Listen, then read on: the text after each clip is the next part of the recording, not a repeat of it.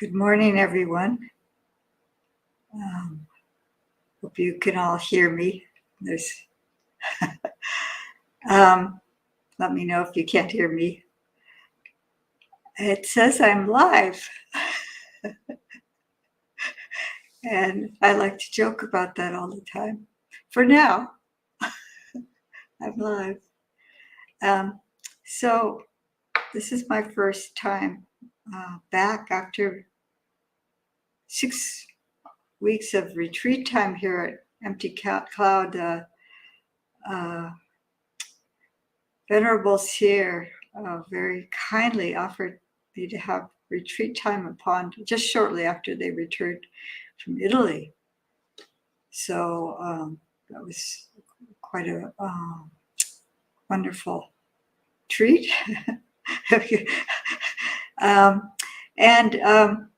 So I had been working with a meditation I'd been working on for a lot of it. A big chunk of it was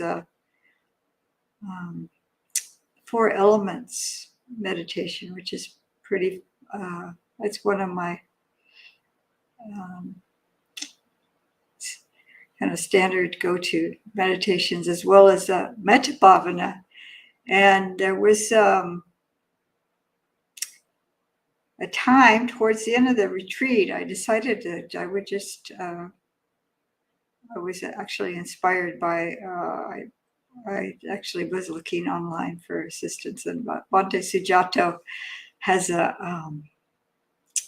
wonderful methodology with the teaching of the Metta Bhavana.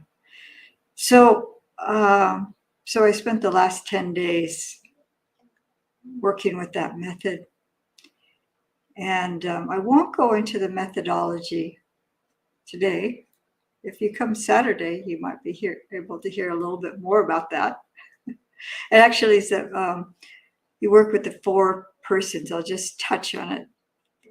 And the 4 persons is starting with oneself and going to, after you develop metta for yourself really strongly, then you go to a dear person or a loved person, a neutral person, and then a difficult person. So hello, everyone. I'm seeing names come up, and I'm sending you all metta. Kumu, Jay, Jayanta, John, Manal, Karuna. Maybe I'll have the opportunity to see some of you in person, and it's wonderful to know you're there in the audience. And everybody's just saying good morning, and there's a show of Anjali's as well. Richard just came in. So what I decided to do, first I decided I would read and give comments on the Karaniya Metta Sutta, and I chose this beautiful translation. It's by Lawrence Cantipalo Mills. And then I was going to look at Bhante Sujato's as well, which I will. But then I heard that the Bhante yesterday had talked about the Karaniya Metta Sutta. So I thought, maybe I'll choose another sutta. So what I did, I'm going to read that beautiful translation that I just mentioned by Cantipalo. But I also chose a sutta, which is also, it's called The Development of Loving Kindness. And it's in the Itivuttaka, which is a collection of teachings that was given in Kosambi when the Lord Buddha was there, and a servant of Queen Somawati went and she learned the teachings, and she gave them to the queen and the ladies of the court. The Queen Somawati was King Udena's, it says consort. I don't like that word so much, but a chief queen. So Anyway, so she received and was able to pretty much verbatim, I guess, because it's in the Pali Canon. This is the only teaching that was memorized by a laywoman and in the canon. So this is pretty significant that it was recognized as real authentic teaching of the Buddha. So this particular sutta is in the Book of Wands. There's 4 books, and it's so there's usually it's like the Anguttara Nikaya. If it's one, there's one subject it's covering. If there's 2, it's talking about 2 things, and so on, 3 and 4. So there's 4s, up to 4s for some reason. Stopped there. Maybe that was just the length of time that the Lord Buddha was there. I don't know. I don't have that information. But anyway, I will read this and I will make some comments on it. And then if we have, well, I'd like to set aside the time to just at least read that beautiful translation of the Karaniyametta Sutta, and I'll make a few comments too, time allowing. So we'll start here. And so she, instead of saying, "Thus I have heard," she starts out, "This was said by the Lord. Bhikkhus, whatever grounds there are for making merit productive of future birth, all these do not equal a 16th part of the mind release of loving kindness. Mind release of loving kindness surpasses them and shines forth bright and brilliant." So we could go back. Maybe I should I'll read it all the way through for continuity, and then I'll go back and start talking a little bit about what's said. Just as the radiance of all stars does not equal a 16th part of the moon's radiance, but the moon's radiance surpasses them and shines forth bright and brilliant, even so, whatever grounds there are for making merit productive of a future birth, all these do not equal a 16th part of the mind release of loving kindness. That's Metta Ceta Vimutti.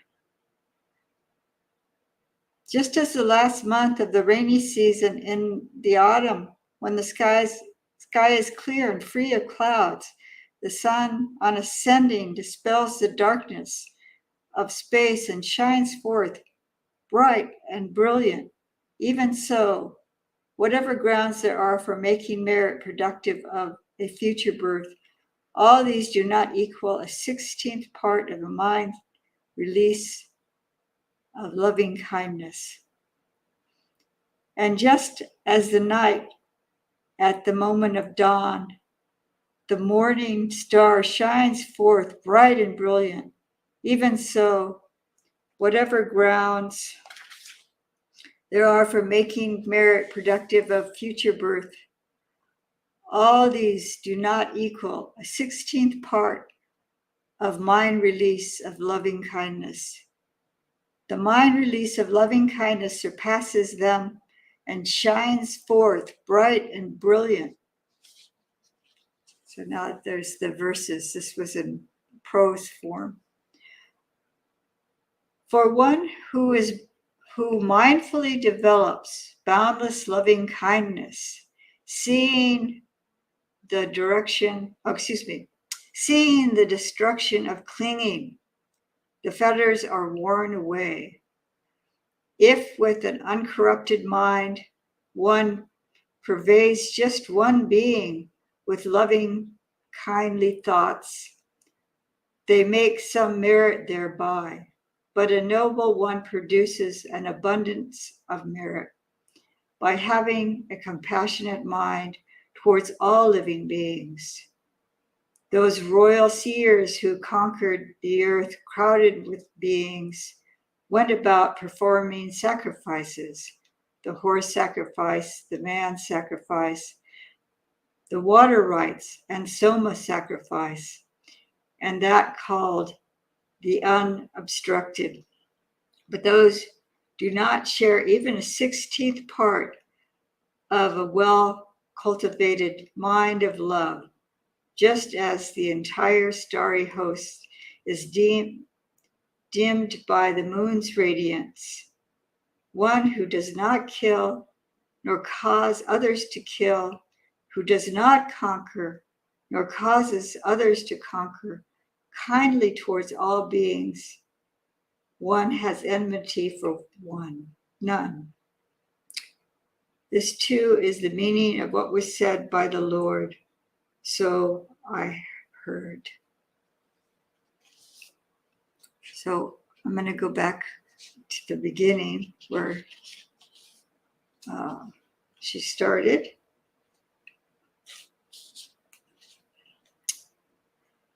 And this was said by the Lord, and I told you that she had memorized. She memorized this, hearing this once. This is an amazing thing about people during the time. I mean, could you recite that just from memory if you just heard it once? So this is an amazing quality some people had, that they could just hear a teaching and then being able to report it. They memorized it just by hearing it. Bhikkhus, whatever grounds there are for making merit productive of future birth. And there's notes here in this, so I will actually go back to the notes. So it says the 3 grounds for making merit, and that's punya, kariya, watu, are giving or generosity, virtue, that's your sila. So there's dana, sila, virtue, and then the mind development. So that's cheto bhavana. So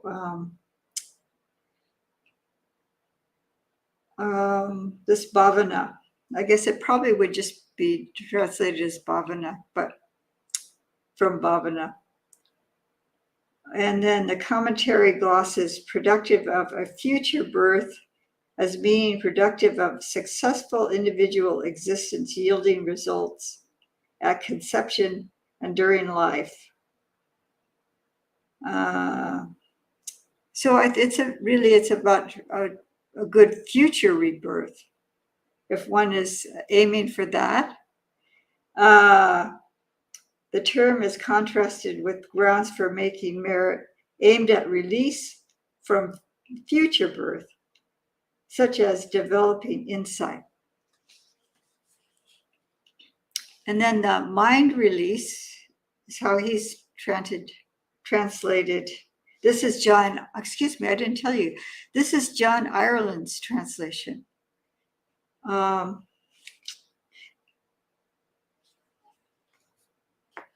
So this is John Ireland's way of translating Cheto Vimutti. And Metta Cheto Vimutti is a mind release or liberation of mind through loving kindness, or deliverance of mind is also, Cheto Vimutti is also translated as. It's the cultivation of the minds, and it says purgation, I guess that's purifying, it's another way of saying purifying, of emotional impurities by the practice of tranquility, samatha.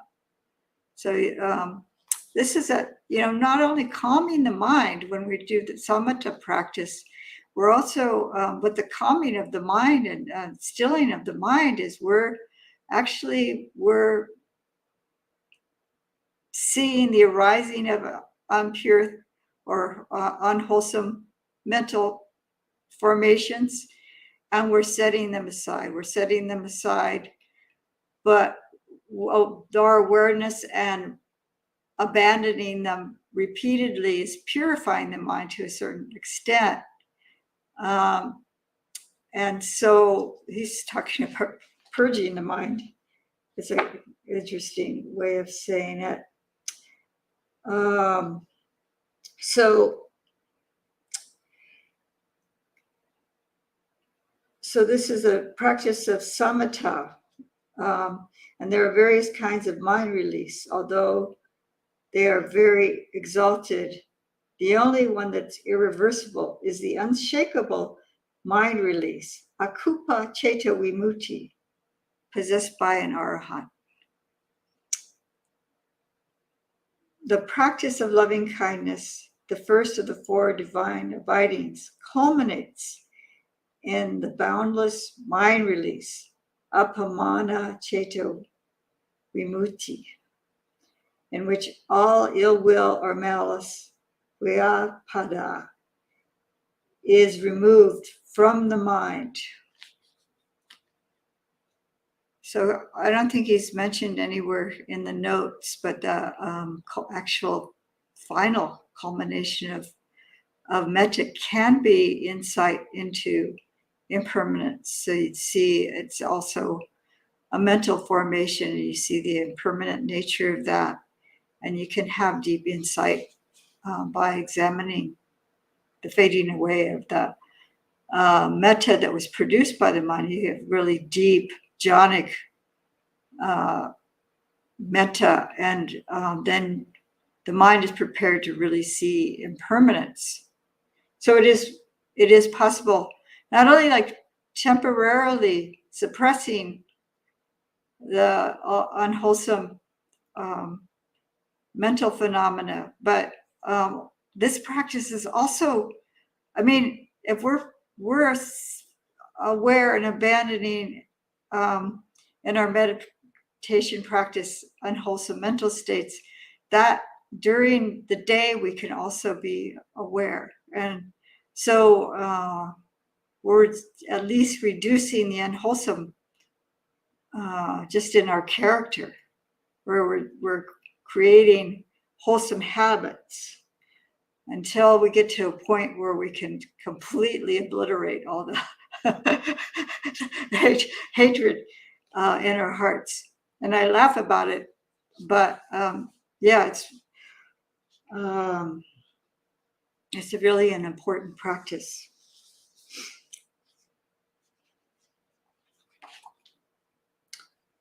So then he uses all these beautiful metaphors about the Lord Buddha and talking about how important and how powerful this practice of metta bhavana is. And then also this idea of this beauty, the splendor of the moon and the stars at dawn, and just as the radiance of all stars does not equal a 16th part of the moon's radiance, this month's moon is going to be a super moon, a blue moon and a super moon. So you can think about metta bhavana if you go out in the evening of the 30th of this month and see the blue moon. And so it's just the beauty of your heart when you're developing metta.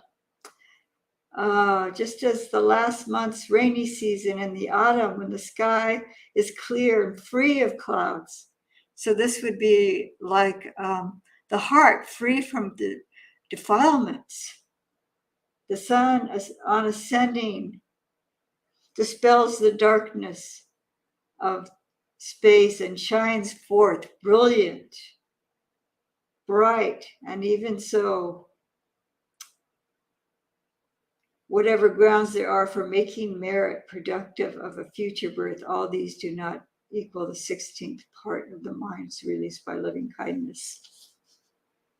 So, and then the night, just as in the night at dawn, at the moment of dawn, in the morning star shines forth, bright and brilliant. Even so, whatever grounds there are for making merit. So whatever else we're doing, it's talking about the mind's release through loving kindness. So it's talking about this brilliant, beautiful So all these things, of virtue or the sila is important. The dana is important, and these all work together, supporting one another. If you're not keeping your sila, you can't develop loving kindness. And I think your generosity is giving of yourself in a way. So this is like an acts of loving kindness. But if you're just doing these alone, if you're just keeping the sila, or you're just giving kind of out of compunction or something, or just it's not coming out of a heart of loving kindness, if it's coming out of just kind of duty or something like that. I don't know how some people give, or it does talk about giving respectfully, giving with a heart of loving kindness. All this increases the merit of your action, and not to put down anyone whose practice is to give. But if you're giving out of loving kindness, if your heart is filled with loving kindness when you give, then that actually increases the merit. So for one who mindfully develops boundless loving kindness, seeing the destruction of clinging, see there, so you're more likely to be generous. The fetters are worn away. So this is what I was talking about earlier, where in order to have a heart of loving kindness, we have to abandon the unwholesome qualities. They have to at least be in abeyance. Hindrances have to be in abeyance. And then the fetters will start to be worn away. If with an uncorrupted mind, I'm changing it to gender neutral. One pervades just one being with loving, kindly thoughts, they make some merit thereby. So as we start to develop loving kindness, even just a little bit, we are already starting to be meritorious. But the more we increase this development, the merit is also the joy we're experiencing immediately. It's not necessarily talking about future rebirths, but in the present life, in the present moment. But a noble one produces an abundance of merit by having a compassionate mind towards all living beings. So this is the development, the full development of metta, where we have equal metta for all beings. And then they talk about all these different kinds of sacrifices. See how the time is going with this. And then the time of the Lord Buddha, they had all these ritual sacrifices, and they believed that they were meritorious, but I don't think I want to go into the detail of it. That is in the notes here, but the royal seers who conquered the earth crowded with beings went about performing sacrifices: horse sacrifice, man sacrifice, water rites, the soma sacrifice. That's a drink, a fermented drink, which would be alcoholic, and that called the unobstructed. But these do not even share even a 16th part of a well-cultivated mind of love, just as the entire starry host is deemed by the moon's radiance. Is dimmed by the moon's radiance,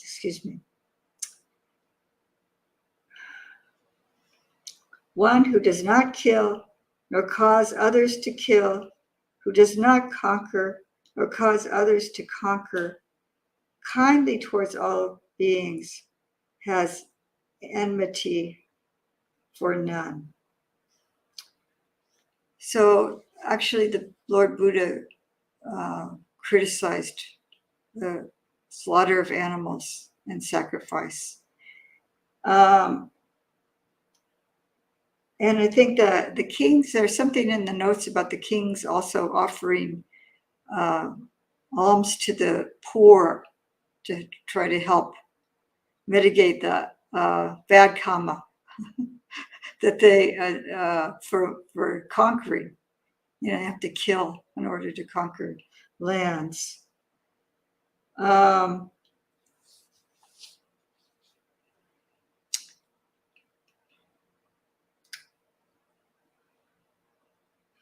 So that's this sutta, and it's really beautiful poetry and the idea of the brilliance of the mind and heart.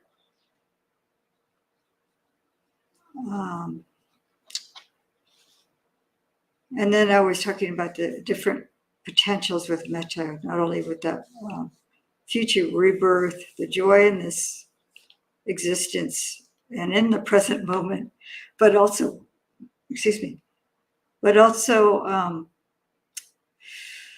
that there is the potential with the metta bhavana for complete release of the mind, for the complete destruction of the fetters. But in the meantime, as we develop it, we're wearing them away, as it says in this sutta, that the fetters are gradually worn away. And it's a gradual practice, and we keep it up on a daily basis, and it's just going to make an impact on our own hearts and those around us. So that's sutta, and I want to give time for people's questions and comments. And a few more people came in after Richard P. Lee, Charles C. Is it Charles C? And Bhumika and Spook Waters. And I hope I'm not mispronouncing anyone's names. Please forgive me if I am. And Kai Lemike, is that? And Jay has come in again. And Jay has a question already. Okay. And Thinnery is here. Jay, I am going to read through the this beautiful translation of the Karaniya Metta Sutta, and then I will open it up for questions. I just wanted to share this beautiful translation. Like I was saying, there's 7 translations on Sutta Central alone, and it shows the importance of this sutta. And Bhante yesterday had also taught on the Karaniya Metta Sutta, so I won't go into this detail. Maybe another time I'll come back to it. But I will go to Jay's question after I read this. Okay. This is, as I was saying, this is Lawrence Cantipalo Mills' translation. He was a bhikkhu in the 1970s and 80s, and then he went back to the lay form and he became a Dhamma teacher. He was a scholar, a Pali translator, and he taught in the Sydney area of Australia. And then later his manuscript was discovered of the whole Sutta Nipata, not complete. He had other people's translations as well as his comments. But this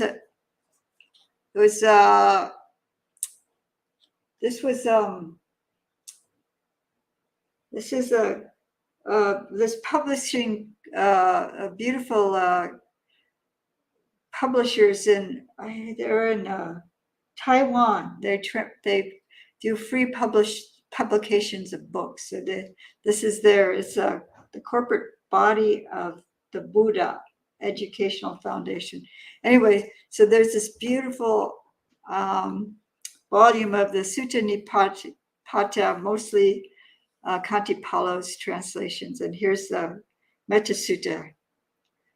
Okay.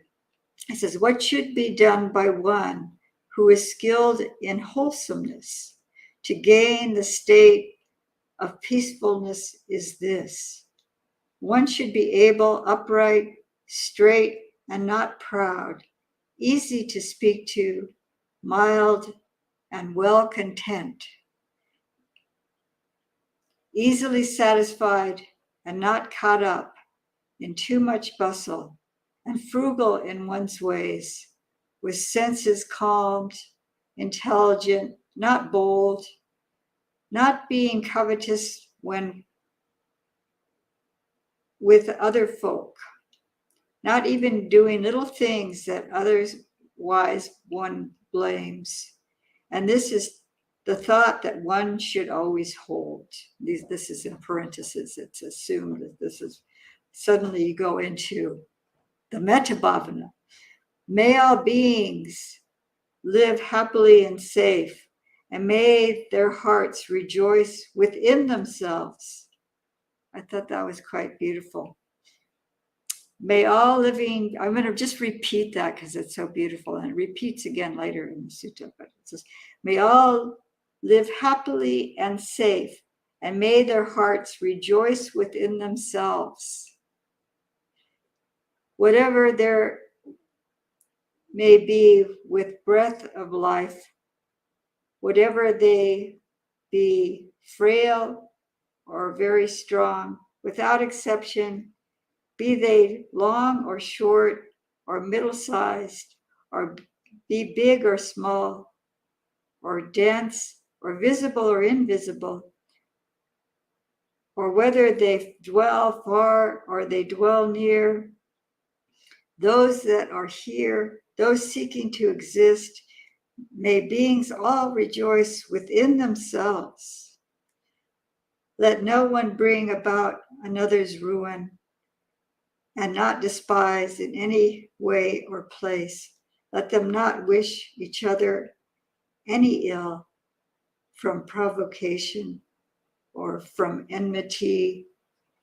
Just as a mother at risk of life loves and protects her child, her only child, so one should cultivate this boundless love to all that live in the whole universe, extending from a consciousness sublime, upwards and downwards, and across the world, untroubled, free from hate and enmity.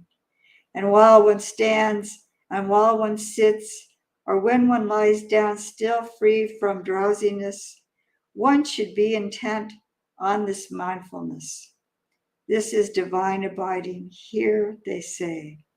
But when one lives quite free from any view, is virtuous, with perfect insight won, and greed for selfish desires let go, one surely comes no more to be reborn.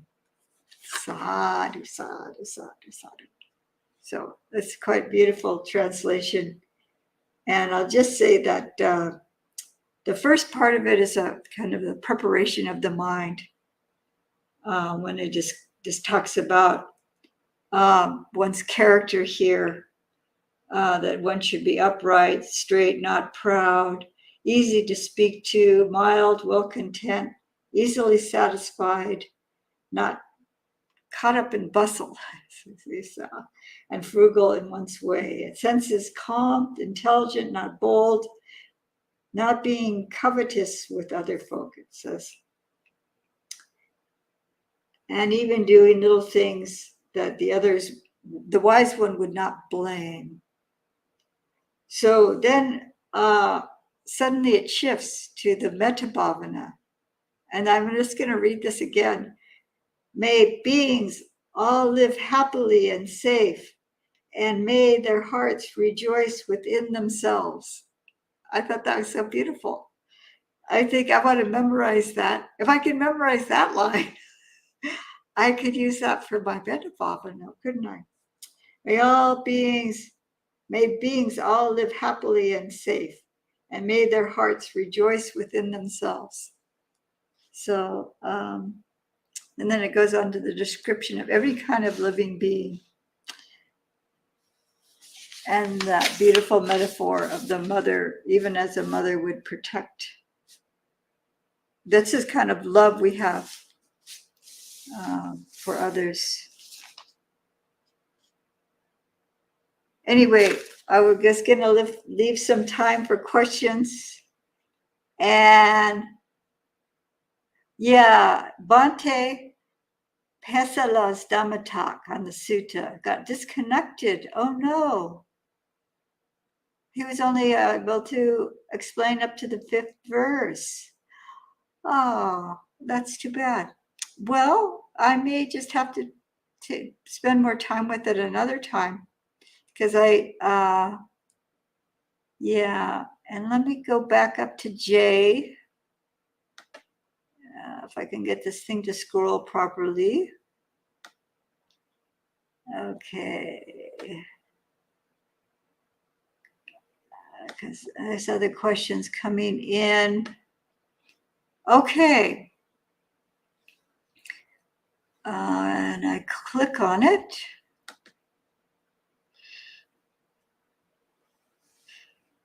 So it says, could you give any tips on how to feel loving kindness? My heart has too much aversion in abundance. Yeah, I can relate to that. Doing metta practice is just words, but I hope to feel the feeling sometime. Okay, so now we'll get into methodology. I'm going to tilt this down a little bit because of,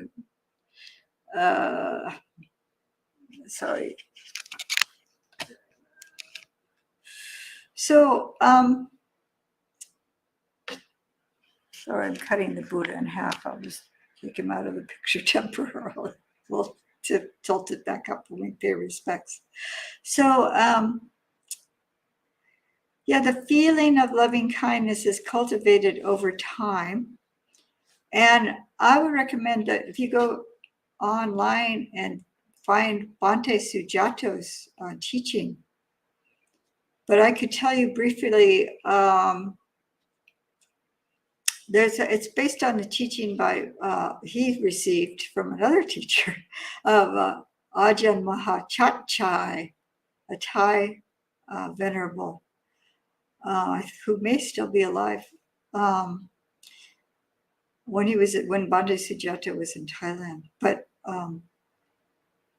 basically, what Bhante Sujata was explaining is that one should do before metta bhavana a preliminary samatha practice where you actually are aware of what's arising in your mind and then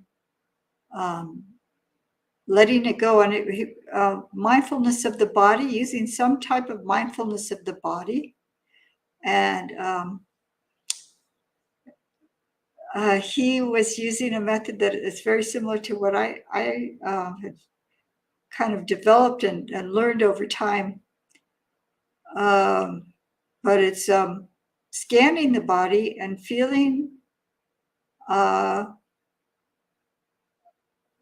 body and relaxing the body, but putting your kind awareness to the body and feeling any tension in the body and letting just very kindly letting the muscles relax and the mind and body relax kind of together. And what he suggests, if any thoughts come up during this process, you just say to yourself, thinking. You don't have to pay attention. Oh, that's unwholesome. You don't want to feed the unwholesomeness by going, oh dear, I'm like, I can relate to having abundance of, what did he say? Abundance of aversion. Yeah, abundance of aversion. I had to work with my aversive mind quite a bit from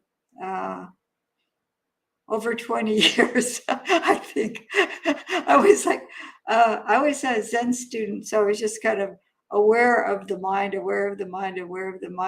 At a certain point, I said, oh dear, I have so much aversion. How do I let go of it? And so the awareness of the body and what is going on with the body and focusing on relaxing the body, I think that helps with that, because we can see the direct correlation between our thoughts and the tension in the body. So then when the body and mind are relatively calm, he was suggesting about 10 minutes, but in this one sutta retreat, he was not sutta, metta retreat he was leading, he was recommending you could just do preliminary kind of clearing of the mind and relaxing of the body. But he also said, take as much time with that.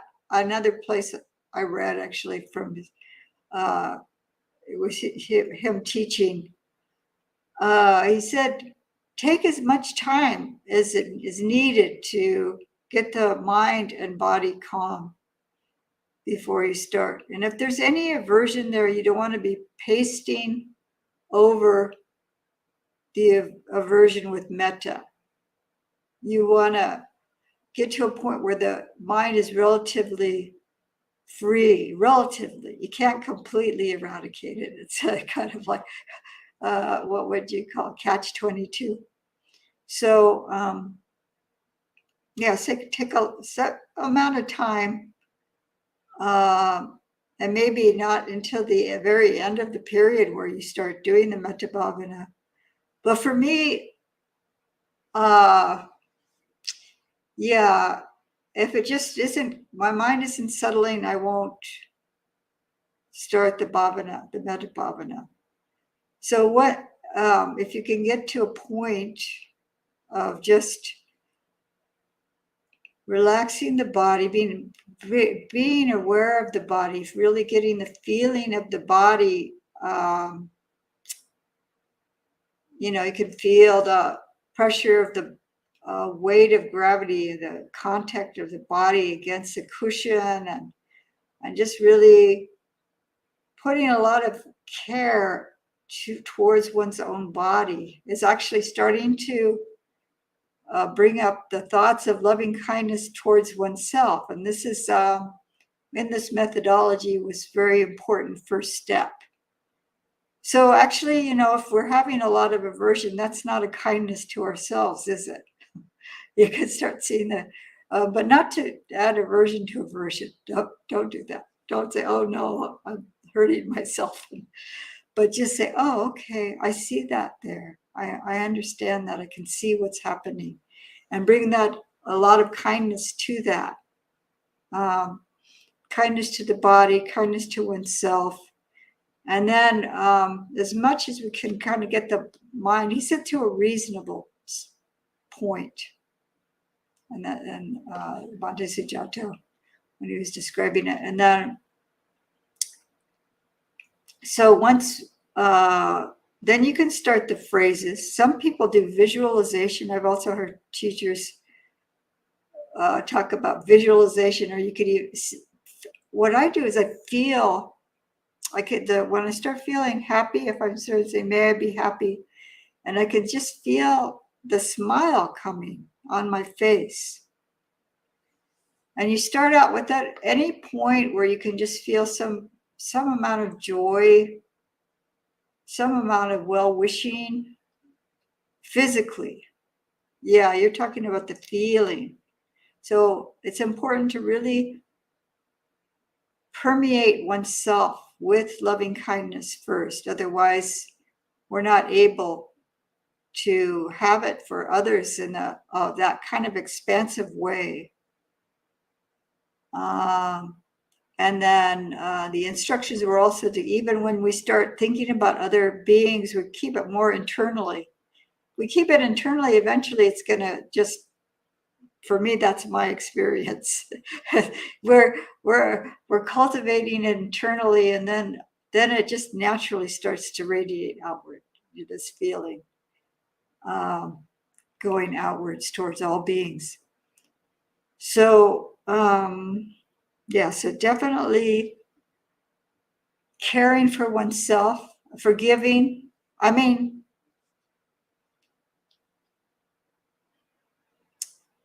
yeah, don't get hard on yourself for being a aversive type, because you've got a lot of company. I know a lot of them, I've talked to other monastics and they say, well, I'm an aversive type. And I would say, really? I don't think you are. You must be doing a lot of metta bhavana. Yes, I have to. It's like, that's how it is for me, right? Because, but then we have to be kind. Just the kindness to oneself is so essential. I think that's and then there's other ways of bringing up the feeling is thinking of moments in your life that you felt that feeling of real caring for another living being. You know, a dear being. It could be a sweet little newborn puppy or your newborn baby or something like that. But something that you felt a lot of, or, you know, like I remember just my love for my grandmother. And I worked for a while in a nursing home and I just saw all the patients there like my grandparents. And I just had so much love for them. I was like kind of amazed. Wow, I did that. Somehow naturally, I just did that. It was kind of, when I look back, sometimes I feel kind of grumpy and I think, oh, wow. I was actually kind of a loving person when I was a young person and caring for elderly people. Wow. I'm an old grumpy person, so I should have that kind of love for myself. Anyway, I hope that's helpful, Jay. And it takes time and a lot of patience and a lot of forgiveness of ourselves for, yeah, certainly don't add more aversion to the aversion. That's my number one. And just care, a lot of care and preparation before you actually start the metta bhavana. And then the feeling will start coming up a little bit. Now, wherever you feel it in the heart, I feel it like in my face. And then you start radiating it through your own body towards yourself first. That's also important. Can't neglect this being, each person's. That was another thing I was going to say. It's this word, Ayya Sujatus. And the translation I read is also on Sutta Central. Lawrence Cantipalo. It probably just says Cantipalo. So it says, Sabba Sata Bhavantu Sukhi Tata. And so the Atta is there. Sukhita Atta.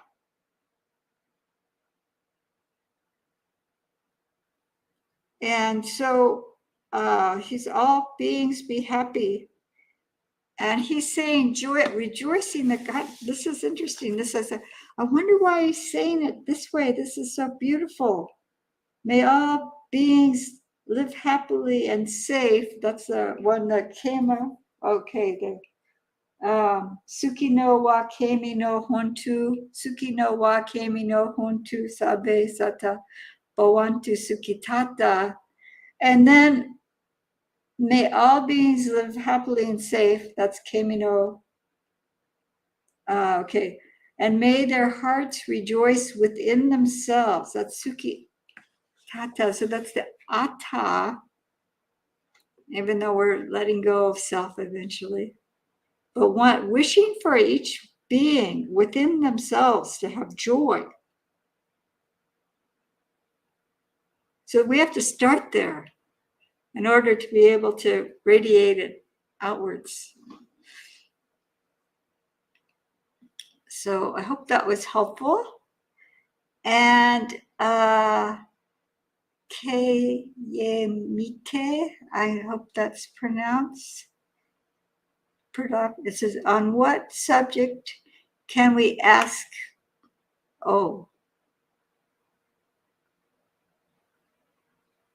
we're talking about metta bhavana. So if, he's just asking in what subject. They arrived later. Okay.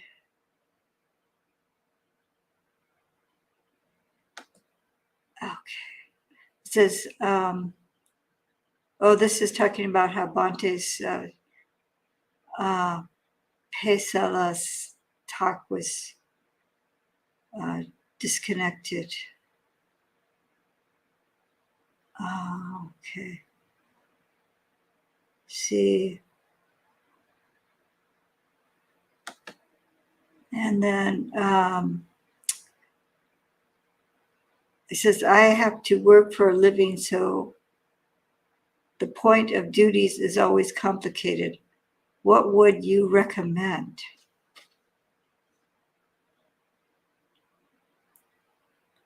The point of duties. I'm not sure exactly what you're asking, but when we work in the world, we can always be bringing this heart of loving kindness to others.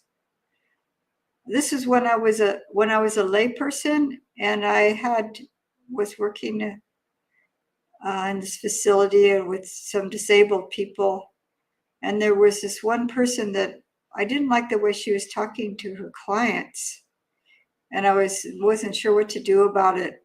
I was kind of an agent hired by another.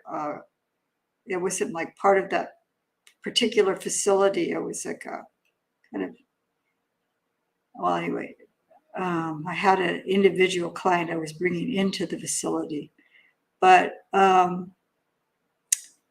so I had a lot of anger towards this person, and I wasn't sure actually what to do about it. And then I saw this really kind of anger and hatred in my heart towards this person, and I knew it wasn't right. So I really started working with how the feeling in my body, what I was feeling, and how painful anger was, and how much I wanted to have loving kindness for everyone. This person ended up getting fired anyway, despite I didn't end up talking to a manager or anything, but just because of her behavior. But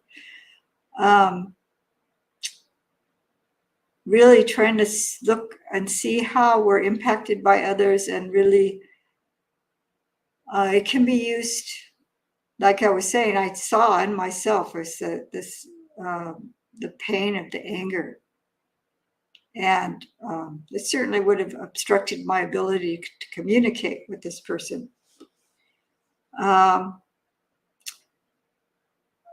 So if we're cultivating on a daily basis, maybe even for short periods of time in the morning, working with the loving kindness meditations or any kind of meditation, we can bring that to our daily lives.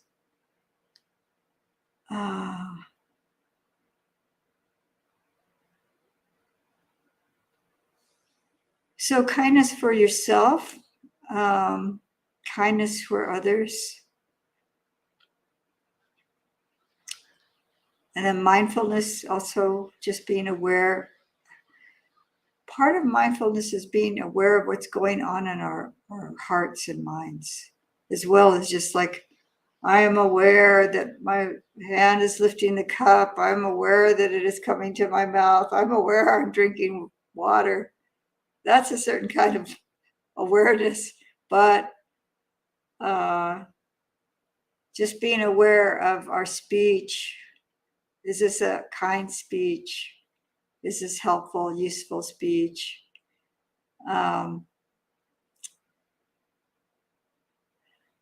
What are my actions harmful to myself or others?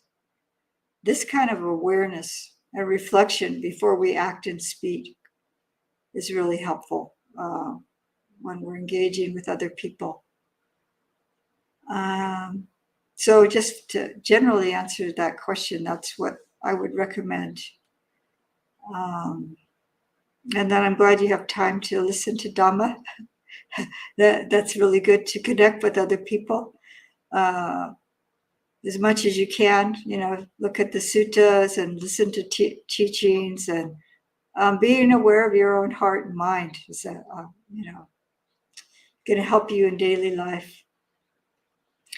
It's not, the Dhamma isn't separate. Like there's not like a little compartments, like only those in the monastery are doing the real thing. It's not like that. The work is in the world as well as internally. It's internally and it's externally. So I will go on to the next question. Oops. That says, this is Dinari. It says, it's so nice to see you, Ayya, while practicing meditation. Sometime the question of why I'm spreading love comes up. Do you have any words for this? Why do we spread love? Well, like I was saying, you start with ourselves, and purifying our hearts is really essential. If we aren't working with the unwholesome states, then it's just kind of like words, like we might be saying, I have loving kindness for all, may all beings be happy, or whatever we're saying. And that's good too to have, and it helps to bring up the joy in our heart and the regard for others, but really purifying our own hearts and minds as much as we can. It's an ongoing process. And then when we get to a point where the heart is really abundant, exalted, feeling this measureless, immeasurable feeling, the appamada, and that really extends outwards. There's a different ideas about that. Some people say that, it's just our feeling going outwards and it's not really doing anything to helping anyone else. Someone might think that. But I've heard a lot of people who are aware that people are sending them thoughts of loving kindness and they're having a difficult time, an illness or something. And many people swear that they've benefited from other people's directing loving kindness directly towards them. When I was in nursing school, there was a study done, and there were these people that were asked to pray for, they had just got the names of patients in the hospitals. So there was like half of the patients at the hospital had their names on this list. And I don't know what kind of a facility it was. And the other half didn't have the name of it. It was just a study. So it's not causing any harm to those not on the list. But the ones on the list recovered. The recovery was faster and more effective and stuff like that. And those people didn't know that their prayers said for them. And I thought, aha, this fits into this whole metabhavana, doesn't it? When you have good intentions towards other people, I don't think the mind is limited to this body. That's what I believe. I believe that we do have an impact. And I remember one time I was on silent retreat I was in Anagarika, and there were two bhikkhunis that I was, attending to. And we were in a room together having the meal, and one bhikkhuni was behaving in a way that I wasn't liking. And her back was to me, and I was just like mad. And we had been on retreat for a number of days, so my mind was getting a little bit more concentrated.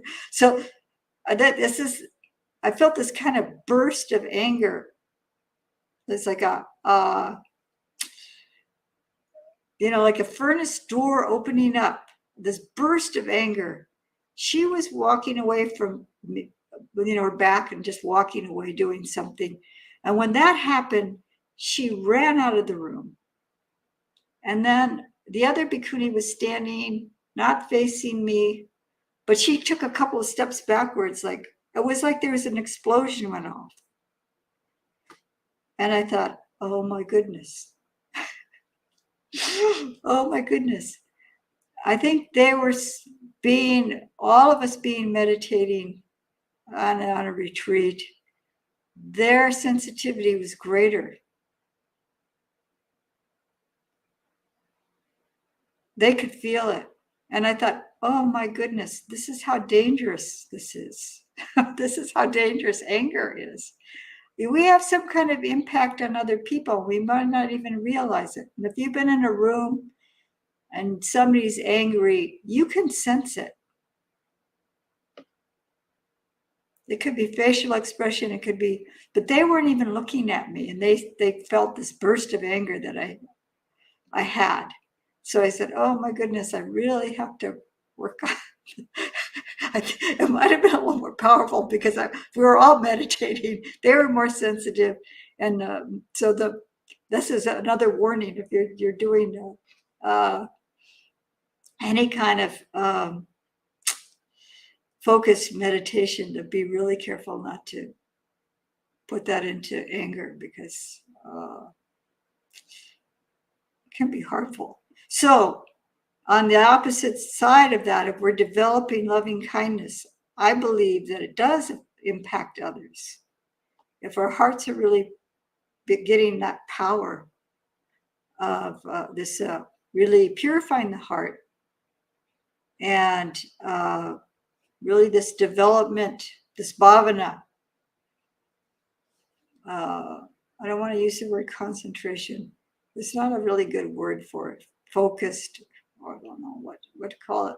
But anyway, so it's getting really well developed in our hearts. And then I think it can impact other people.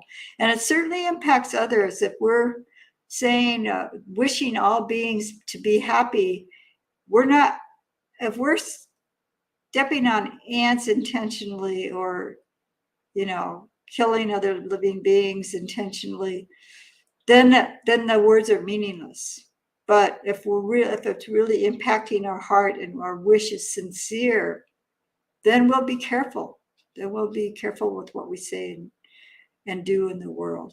So this is some of why we do this is for ourselves. And I do believe it does impact others as well. And then there's a new comment down below. You can see how to move this. There we go. Okay, then Spook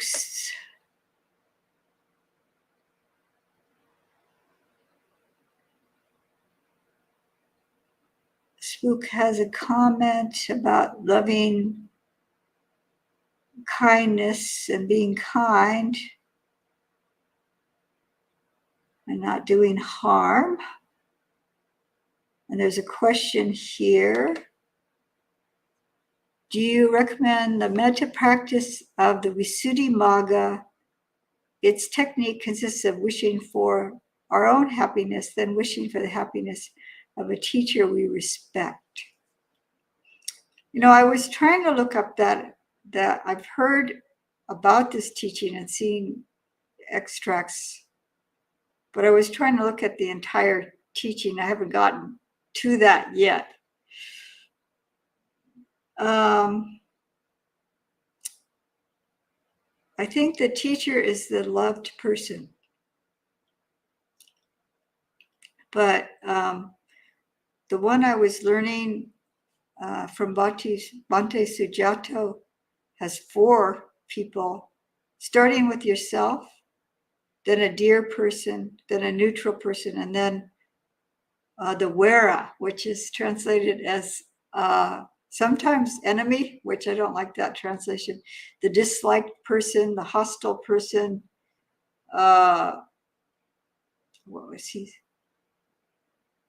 There was another word. But it's a difficult person, someone difficult to love. So I can't really say exactly whatever translation of the Visuddhimagga you're looking at. But I think it is good. If your teacher is somebody who's dear, then that would take the slot of the dear person.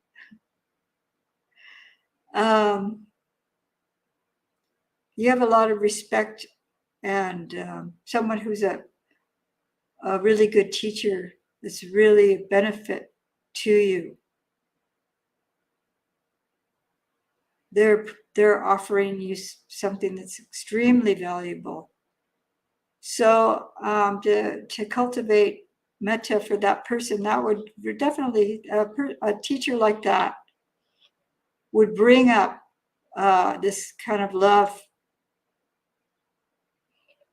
because they've benefited you in just a remarkable way. And oneself, but I wouldn't stop there.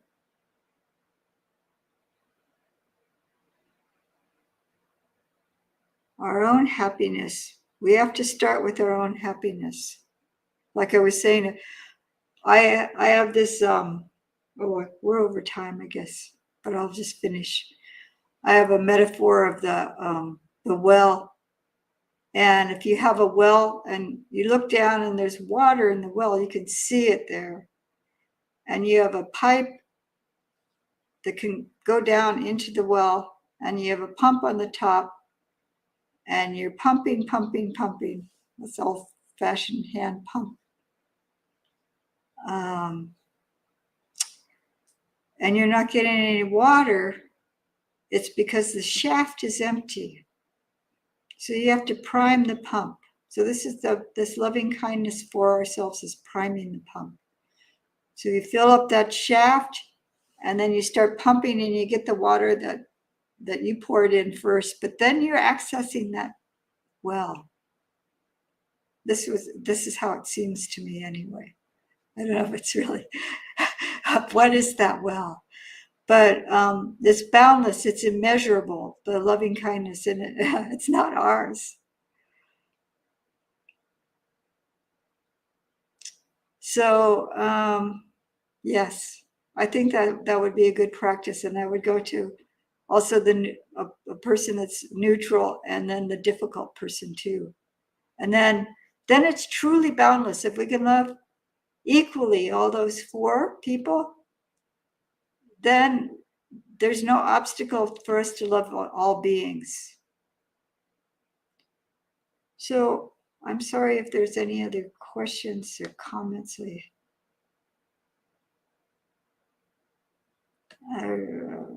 Let's see. Yeah. Oops.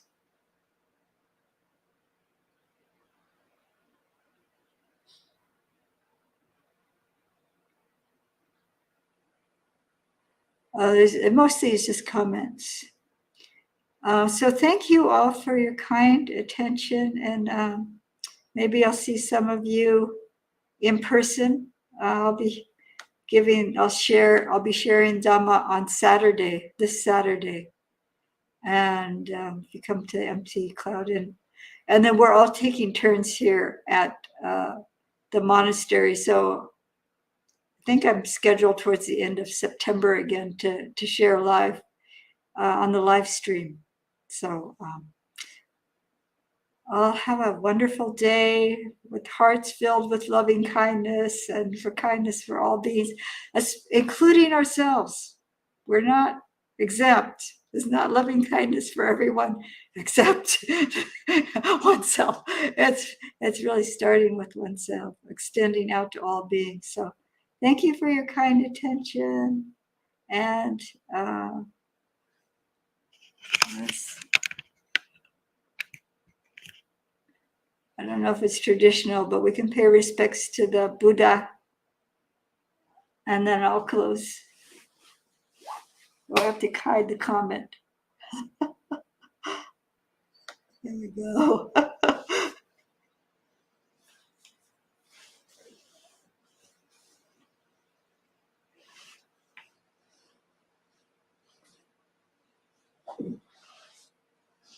Araham Sama Sambuddho Bhagawa Buddham Bhagavantam Abhivademi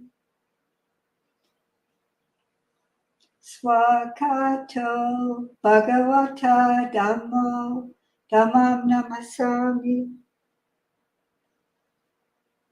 Supatipanno Bhagavato Sawaka Sangho Sangham Namami.